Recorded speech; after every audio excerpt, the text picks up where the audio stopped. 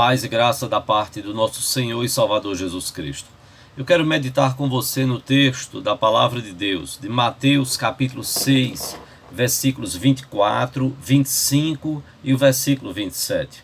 O Senhor Jesus Cristo nos fala lá sobre a questão de servir a Deus e servir as riquezas. Jesus diz que nós não podemos servir as duas coisas.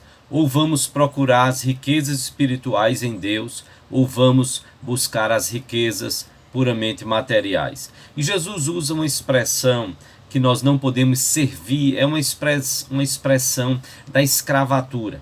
Ninguém podia ser possuído por dois senhores ao mesmo tempo. Ou você pertencia a um senhor ou a outro. E então Jesus diz, não podeis servir a Deus e a Mamon. Quando ele usa essa expressão, ele está usando uma expressão no grego, que era uma transliteração de uma palavra hebraica, que significava riqueza. E Jesus então usa essa expressão no aramaico, a transliteração, significando riqueza, mas ele usa de forma pessoal, como se fosse o nome de um Deus e naturalmente de uma divindade pagã. Jesus nos chama a atenção para o fato daquilo que leva o homem a uma adoração, às vezes inconsciente, daquilo que é material, a uma adoração ao dinheiro, às posses. E ele nos revela no versículo 25 que esta adoração, quando ele diz que ninguém pode servir a dois senhores, e então ele vai terminar o versículo 24 dizendo, não podeis servir a Deus e as riquezas. E no versículo 25 Jesus vai dizer, por isso vos digo, ou seja, fazendo um link, fazendo uma ligação com a expressão de que nós não podemos servir a Deus e as riquezas. Jesus então vai nos dizer que nós não devemos andar ansiosos pela nossa vida. Diz a palavra de Deus, o Senhor Jesus, por isso vos digo, não andeis ansiosos pela vossa vida, quanto ao que haveis de comer ou beber, nem pelo vosso corpo, quanto ao que haveis de vestir. Jesus nos chama a atenção e nos mostra que, de fato, a nossa adoração inconsciente à questão material, ao dinheiro, às posses, isto aí, se dá pelo fato da inquietação do nosso coração.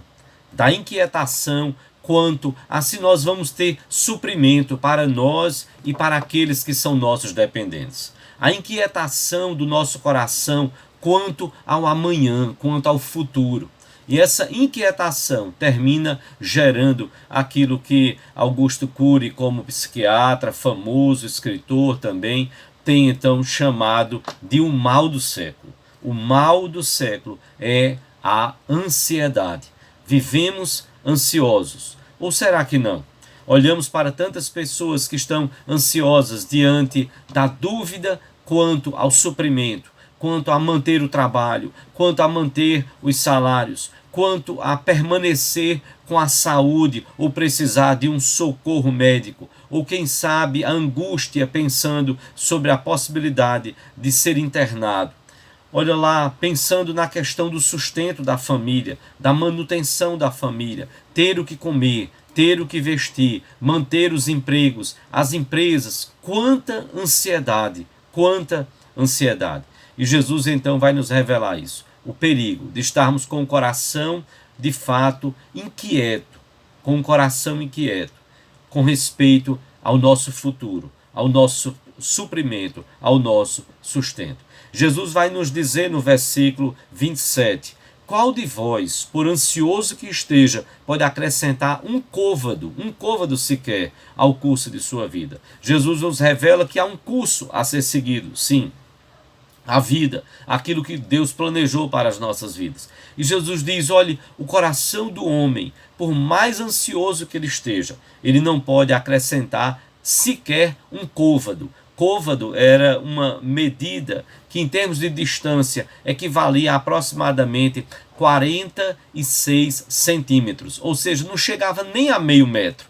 Jesus usa aqui comparando ao aspecto da vida. Olhe para a sua vida, Quantos anos você viveu? E então Jesus diz, olha, você mal pode acrescentar meia hora ou que seja uma hora à sua vida. Deus tem um tempo para cada coisa.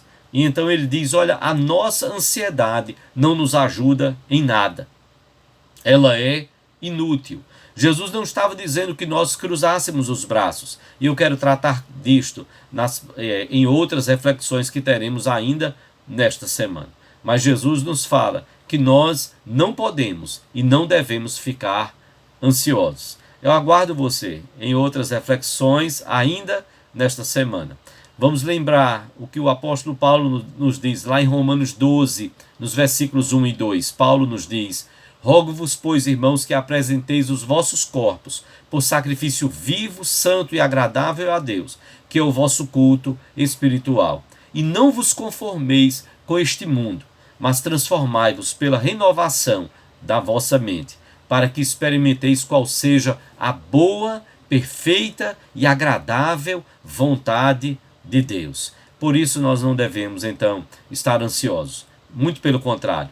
Para combater a ansiedade, nós precisamos confiar na boa, perfeita e agradável vontade de Deus para as nossas vidas. Este foi o chamado do Senhor Jesus para nós, para os seus discípulos, extensivo a nós. Não andeis ansiosos. Que você coloque a sua confiança em Deus, que você não se deixe tomar pela ansiedade. Que o Senhor Deus assim nos abençoe.